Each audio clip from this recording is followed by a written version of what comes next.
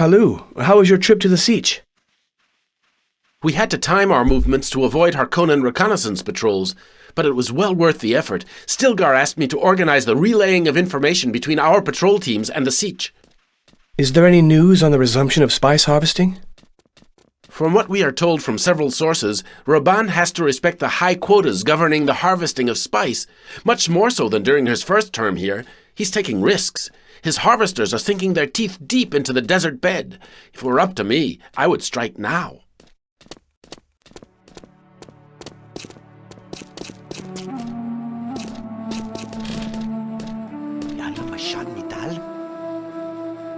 Are you in possession of your crease and the thumper?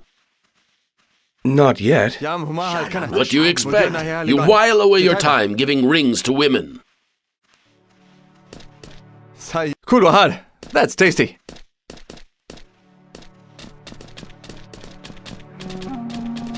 Can you see the statue? It's of Mahdi, the Messiah whom we await.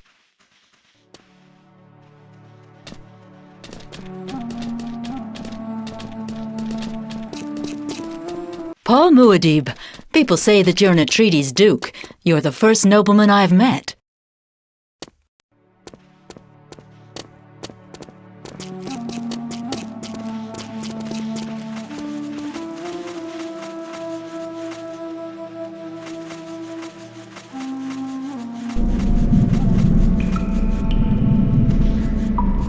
Johnny, I see you've managed to make a workshop. The plants are beginning to grow. We'll soon have a true insight into Fremen heaven. Leet Kynes would be proud of you.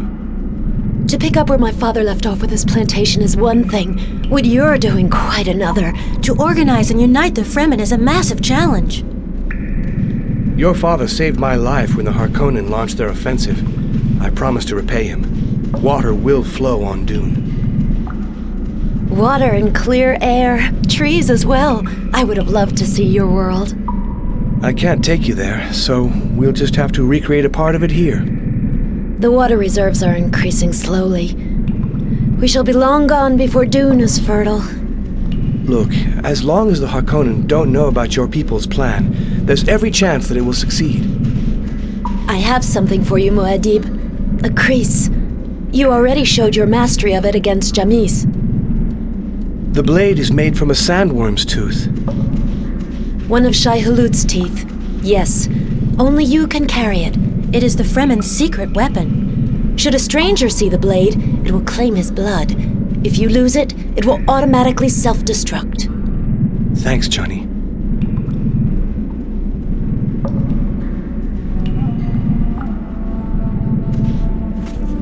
Word is that you're going alone. Take care.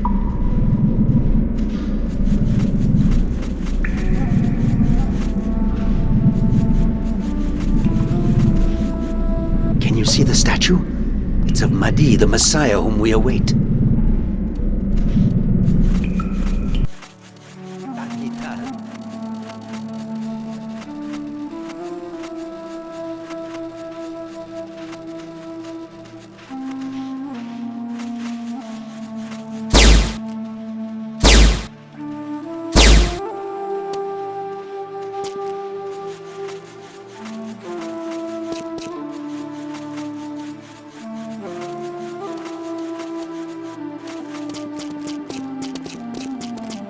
Paul, did you have one of those wakening dreams?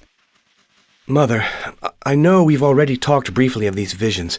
Don't you think it's high time you filled me in? Destiny's siblings create a web and you see the results. Time and space intersect at these points. The interstellar navigators use spice to work their way through space-time and to pilot their long-distance aircraft. You're equally sensitive to the presence of spice.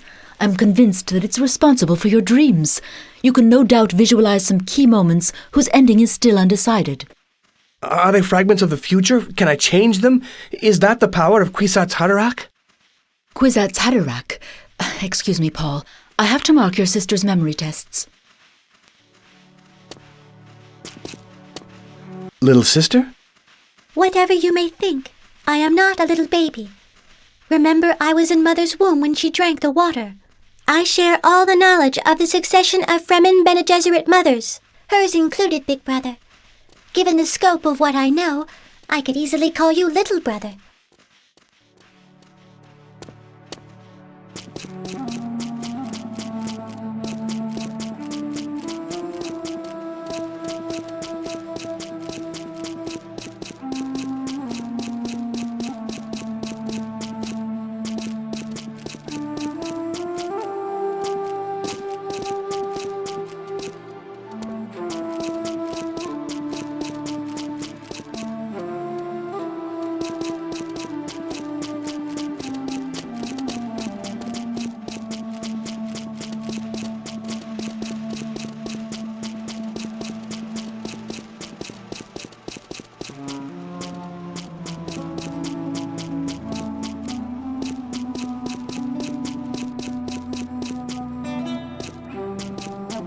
You've never used an SOS jammer before.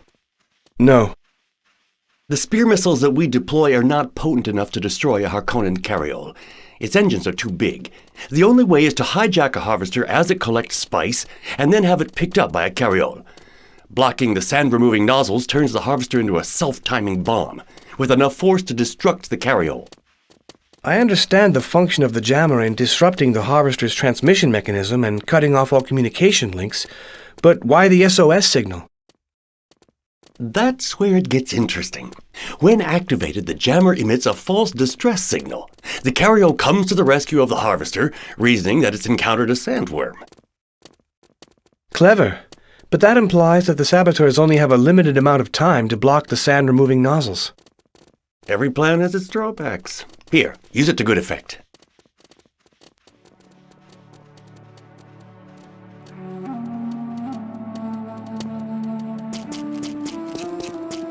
Subach Hulkahar, Hara? Well enough to know that you've come to parrot my pots, Paul Muad'Dib. However, these sandheads have already gobbled up the first batch of Kulan Mishmish. I have not come for your food. You never told me to whom the Harkonnen armor in your kitchen belongs. Jamis. He brought it back as a memento of a foray near the Great Shield. I'm sorry, I didn't mean to bring that up. Nobody is to blame for my husband's death. I sometimes think to myself that it was all in vain. If only I could have avoided it. I know, Paul. His passing away might well have left me at the mercy of men with completely different characters to yours. I'm fortunate in this respect. Jamis was a friend. He taught me the value of life. May God bless you, Paul Muad'Dib. I will say aloud what the others are whispering. I believe you are the Messiah.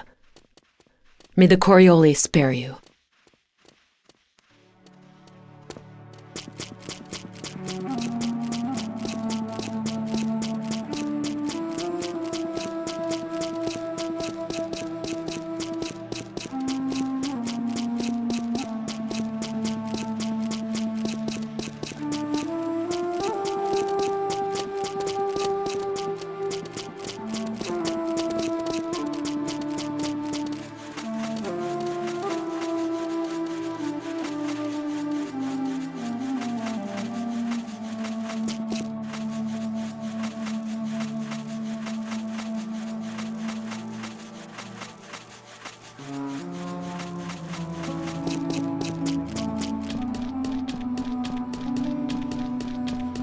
Have you ever seen a carryall on fire, Muad'Dib?